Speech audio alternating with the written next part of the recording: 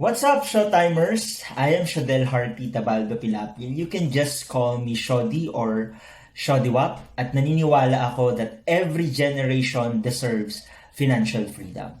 And for this session, we are going to talk about kung sulit nga ba ang CLIMBS-SEDPI GYRT. Kayo na ang humusga. Alright? Bakit ako nagko-compare? Bakit ko kailangan pag-compare ang product namin doon sa isang sinasabi ng isang YouTuber about SEDPI, CLIMBS GYRT? Number one, I want to debunk the myth that financial advisors are only selling VUL. Take note, only selling VUL because of commissions. I want to debunk that myth by showing you the products that we have. Alright? I want to prove that being a financial advisor is a craft and it's not only sales. And me doing this kind of video is me showing you that meron kaming expertise na hindi mo basta-basta makukuha just by looking at the proposals. Okay? And that's what I want to prove in this session. And I want to show that commissions have reasons for existence.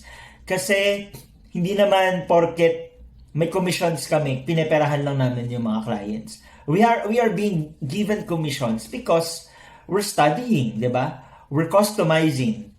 Hindi kami machines na, eto lang, basta ganito, ganyan, ganyan. We don't do that because we customize our products. And we're studying what the clients need based on our discussions, based on the consultations. Kaya may reasons for existence yan. And I want to give clarity to people that term is not the only solution for investors. Kasi you've been hearing about this BTID, dapat daw wag tayong kumuha ng mga whole life policies kasi lugi daw tayo sa pera. Dapat daw ang bilhin natin term and then we invest the difference. And we all know na hindi naman talaga nangyayari in reality yung investment ng difference for so many people. Maybe few, okay, very very few, pero hindi talaga siya yung pinaka-ultimate na solution on how we're going to manage our money. Okay? I'm gonna give you a simple illustration with chunky information. I'm gonna make sure na 10 minutes lang yung ibibigay kong oras dito pero sobrang sulit na yung panonood niya sa akin. Kasi mas maliliwanagan kayo about whole life, limited pay insurance versus term insurance. So for this session, I'm gonna compare the product that we have in my company, yung tinatawag nating Sun Smarter Peso Classic 10. So this policy is a 10-year plan. Ibig sabihin, 10 years mo lang siyang babayaran, tapos ang effectivity niya is up to the age of 100. Okay? 10 years ka lang magbabayad, after nun, worry-free, hassle-free ka na. And we're going to compare this product to SEDPI CLIMBS GYRT or yung tinatawag nilang Group Yearly Renewable Term Insurance. Okay? Para magkaroon tayo ng apples to apples comparison, we have the same. Okay? I say we have the same key insurance features. So we will be featuring life insurance of 500,000 pesos plus accidental death benefiter sa part down ng SEDPI CLIMBS accidental benefits equivalent to 500,000 pesos. So parehas yung product na i-compare natin, the total sum assured is 1 million pesos. Okay? Let's start the comparison. Papakita ko sa inyo yung table para mas madali niyo siyang mag-grasp. When you look at the video of Mr. Vince Rapisura, sabi niya, at kahit sa Google, sabi niya, mas pinadali, mas pina-affordable, mas pina-cheap ang term insurance. Dahil dun sa inilaunch niyang company last year, na ang sabi niya, 4,000 pesos only from 18 years old up to the age of 60 years old. Okay? So doon tayo magsimula. Assuming ang client natin or ang nagpapagawa ng proposal is an 18-year-old client, male, non-smoker. Okay? For CLIMBS-SEDPI GYRT, 4,000 pesos daw siya per year. Okay, sobrang mura. I'll give that to Mr. Vince Rapisura. It's really cheap. When you look at the short-term outlook, it's really cheap. So, ang total cost at the age of 60 is 172,000. Paano na-compute ang 172,000? 4,000 pesos times 60 minus 18 plus 1. Kasi 18 yan eh. 18, 19, 20. And then, 60 minus 20, 40. So, 43. 43 times 4,000 pesos, you will be getting 172,000 pesos. For what? For a 1 million insurance. Or for a 500,000 life insurance, accidental death benefit na 500,000, and total sum assured na 1 million pesos. Okay, 500 plus 500,000. Sobrang ganda, di ba? Pero, the other side of the story, hindi yan nabanggit ni Mr. Vince Rapisura. Kasi nakafocus siguro siya sa VUL. Pero I'm showing you now, not the VUL part, but the whole life insurance. Guaranteed cash value at the age of 60. Okay? Pag kumuha ka ng term, kahit saang parte ng mundo yan, pag kumuha ka ng term insurance, pag wala nangyari sa'yo, zero ang value ng pera mo. Wala ka na mapapala. Okay? Parang sa car insurance lang yan. Pag wala nangyari sa car mo, for 3 years, 5 years ka nagbabayad, wala kang makukuha. Wala kang refund, anything at all, even piso, wala. Okay? So, ganun din ang term insurance. So, by the time na nag-60 ka, lahat ng binayaran mo na 170,000, zero. Okay? So, ibig sabihin, in this illustration, ang savings mo, negative ka. Wala kang nakuha at all. From 18 to 16 na nagbabayad ka, 170,000 ang tinapon mo. Now, let's go to the Sun Smarter Classic Peso 10 na product namin. You'll be paying 19,492 pesos and 50 centavos for 10 years. So, malaki siya. So, yun siguro yung pinanggagalingan ni Mr. Vince Rapisura. Hindi na ako pupunta sa commissions na site. I'm gonna do another video for that. Kapag nagustuhan nyo itong video na to, mag-comment kayo sa comment box, comment section, so that I'll be inspired to do this. Pero if not, then hindi ako gagawa ng further video. So, you'll be the one to request if you want that video. Now, going back, 19,492 pesos and 50 centavos for 10 years ang babayaran. Ngayon, ang total cost mo at the age of 60, hindi na natin kailangan multiply yung 19,492 ng katulad kanina na 43 kasi binayaran mo na siya for 10 years. So, times 10, 194,925 yung binayaran mo for 10 years. At the onset, para ay, ang mahal talaga nung ang mahal talaga ng whole life policy or mga permanent policies. Yung nagbabayad ka talaga ng hindi term. Okay?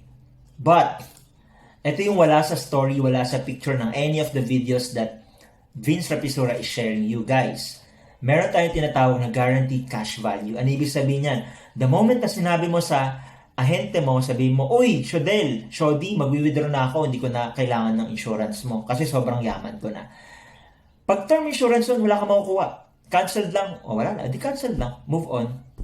Pero pag you're talking about a whole life policy limited pay, meron niyang guaranteed cash value equivalent to 241,388.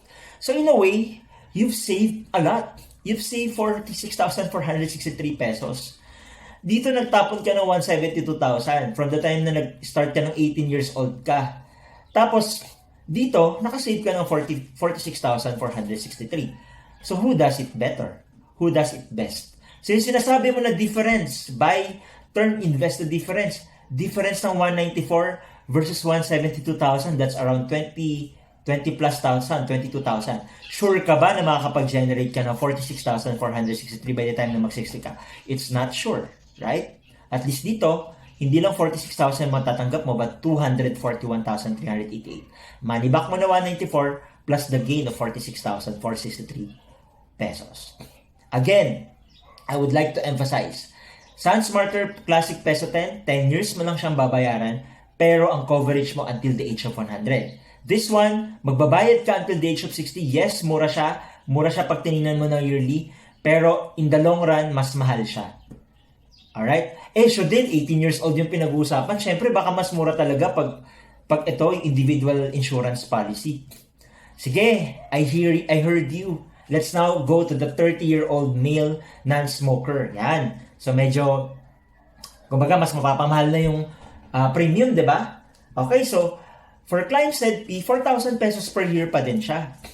Pero when you go to the total cost at the age of 60, mas mura na siya.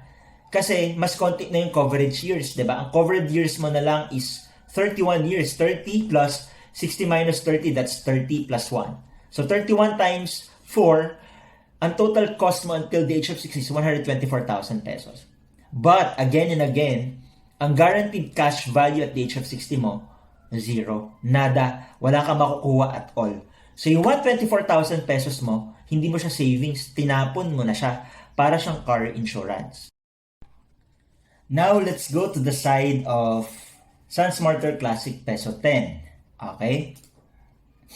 So, ang yearly mo dyan would be 23,325 and katulad din nung kanina, 10 years to pay lang din siya. So, you'll be paying 233,250. Again, the other side of the story is meron tayong guaranteed cash value as compared to term insurance.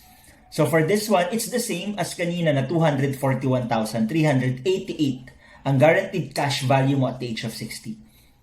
So, for this one, meron ka pa ring savings pero maliit na lang. But at the end of the day, if you will be withdrawing your money from the policy, as compared kapag nag-term ka, tapon ka ng negative 124,000. But as compared to nag-limited pay ka like this one, Sun Smarter Classic Peso 10, then you'll be getting 241,388.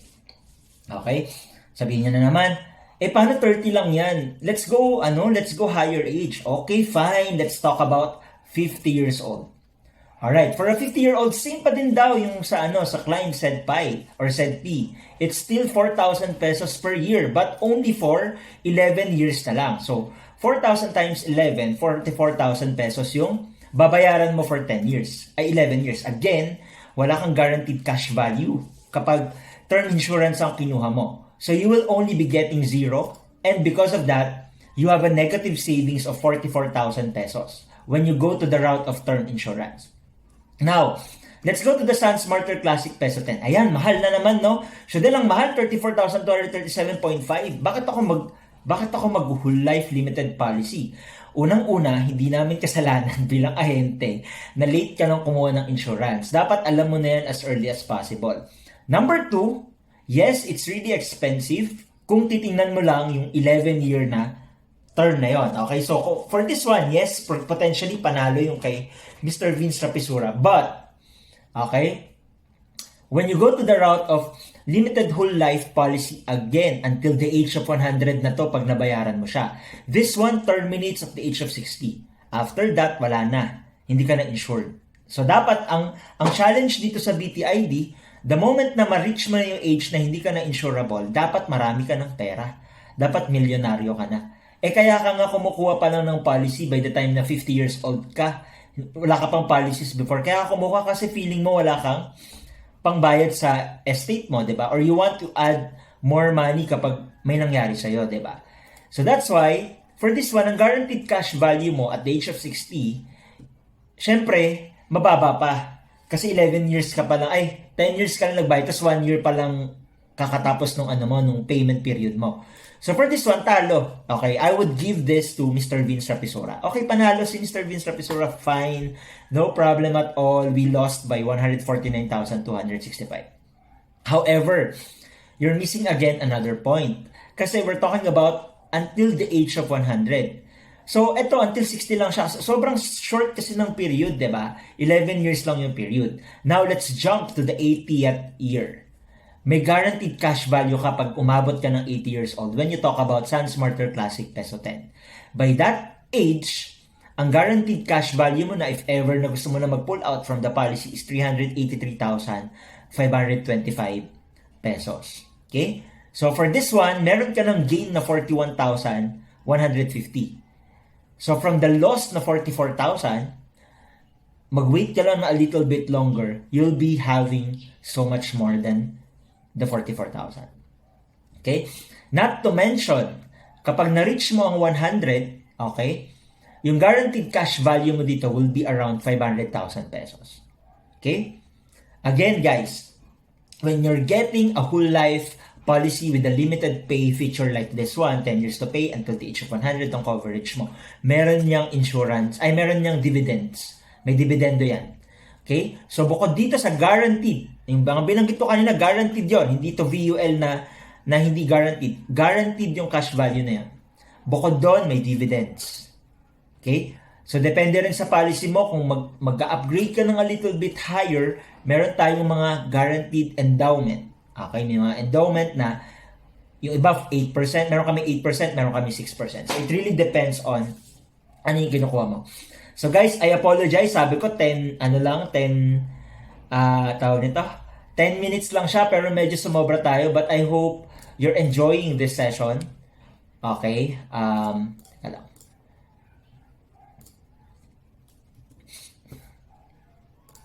Sorry, medyo ngayon lang nag-edit. Okay? Impromptu kasi to. Now, in summary guys, term or BTID strategy is best for me lang to ha. So, some people may not agree with me, but for me, based on how I analyze, based on how I understand the products in the industry, for me, term or BTID strategy is best for one, people na kumukuha ng mortgage redemption insurance. Okay? Ito yung marami na sila masyadong insurance policies pero ayaw nilang bawasan yung coverage ng family nila, so they're getting mortgage redemption insurance so that pag may nangyari sa kanila, yung property na binili nila habang buhay pa sila will be fully paid up, like condominium or mga house and lot, diba? So tawag natin dyan mortgage redemption insurance. Ang beneficiary kasi ng MRI, mga banks or mga financial institutions, not the family members. Okay? It's also best for people na magmamigrate to other country eventually. So they want to protect lang yung buhay nila habang nandito sila sa Pilipinas. Ano ba, nag-aantay lang sila ng visa nila sa ibang bansa. So it's best for these kinds of people. It's also best for keyman insurance sa mga corporate clients. Kasi yung keyman insurance, parang pag may nangyari dun sa presidente, CEO ng mga kumpanya, 'di ba? Then yung mga obligations na naiwan niya, okay, na nakakabit dun sa company, pwedeng cover nung life insurance na ang beneficiary is the corporation or the company.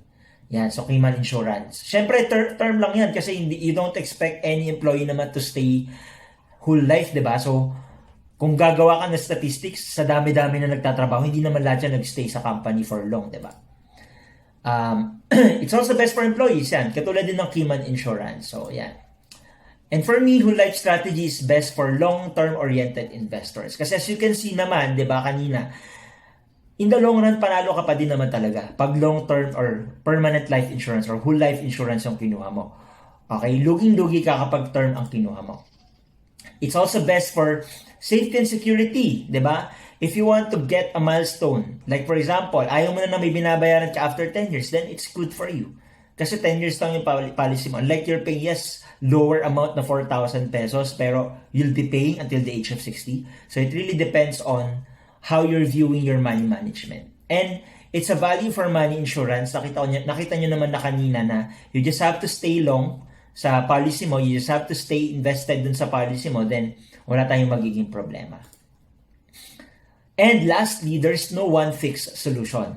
Okay, so I don't like the wordings of Mr. Vince Rapisura na, di ba dapat mag-term na kayo kasi sobrang mura? Di ba? Iniisahan kayo ng mga ahente nyo. Hindi binabanggit ng mga ahente nyo. It's not a good advertisement for me. Kasi kaming mga financial advisors, we came from different professions. Ako personally, I'm a CPA. Okay? I'm a CPA board top notcher, just to mention na yung credibility ko on this one na pinag-aaralan ko talaga. I'm a very technical person. Kaya ang tawag ko sa sarili ko, I'm a technical financial advisor. You don't expect me to build too much rapport with you as my client, pero expect me na, kumbaga, if I explain to you something or if you need anything from me to get explanations, I will show you the explanations. Alright? There's no one fixed solution. It all depends where you are. Nasaan ka ba ngayon sa status ng financial portfolio mo? What you are? Anong klase ka bang investor? Or are you really an investor? And, of course, why you're getting life insurance. Okay? Kasi yung term insurance na binabanggit dun sa product kanina ng BTID or term, wala yung health protection. So, halimbawa, nagkaroon ka ng critical illness, it's not covered. Kasi life insurance lang siya. 'Di ba? Nag-hospitalize ka, it's not covered. Kasi hindi naman siya hospitalization benefit. Alright?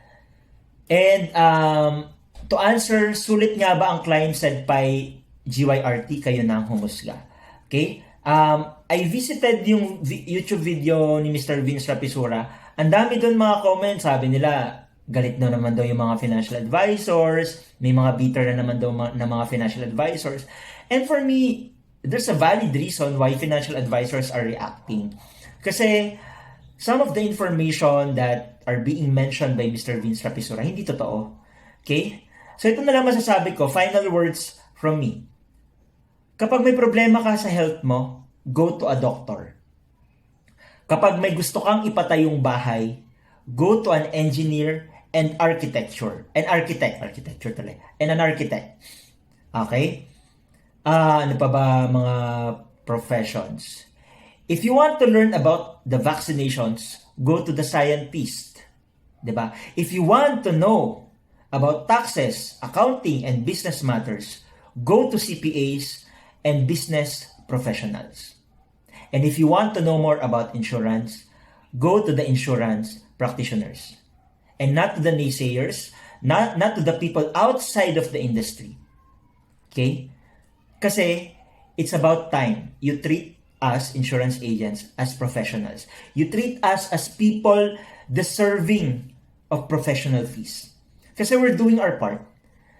Ngayon, kung some financial advisors are not doing our practices well, ganito na lang isipin nyo, may mga doktor din na hindi ginagawa yung trabaho nila ng maayos. May mga engineers din na hindi ginagawa yung trabaho nila ng maayos. May mga CPAs na hindi rin nila ginagawa yung trabaho nila ng maayos. But they do not represent all of us. Okay? I really believe ako bilang financial advisor, bilang unit manager, bilang certified investment solicitor, bilang CPA, I'm doing my best to study all of our products. I'm doing my best to really study, to really customize the offers that I'm giving to my clients, especially nung nag-grow na ako second year onwards. Nung first year ako, I'll give it to my experience na hindi pa talaga sobrang comprehensive yung knowledge ko. Pero growing up, I can really say na halos kabisado ko na yung mga products namin sa Sun Life. And for one person, for one YouTuber, for one say influencer to say na dinuduya or dinuduga or dinadaya kayo ng mga financial advisors na kinokomisyonan lang kayo kaya VUL yung in-offer nila, that's not a valid statement. Okay? And yun, thank you guys for watching my video. Thank you for appreciating my video. If ever na na-appreciate nyo man siya, leave me a comment, diba? Just to empower me to do this kind of video more in the future. And yun guys, iwanan ko na lang kayo ng one big message from me. Every generation deserves financial freedom. Ayun lang. Thank you guys. Now let's go to the side of